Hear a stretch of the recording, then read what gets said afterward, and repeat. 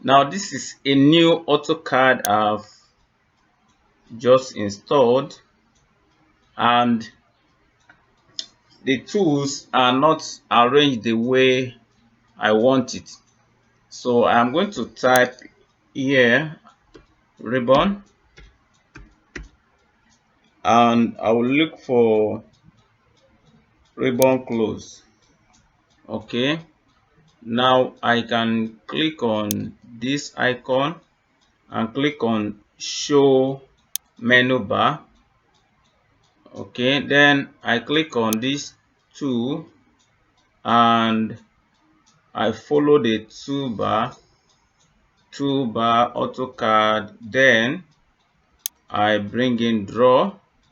I follow this one again, tool AutoCAD, and bring in dimension. Then I follow this toolbar. Then I bring in modify.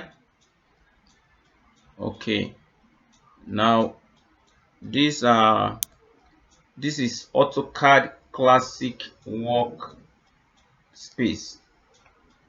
Okay, I can place this one on top.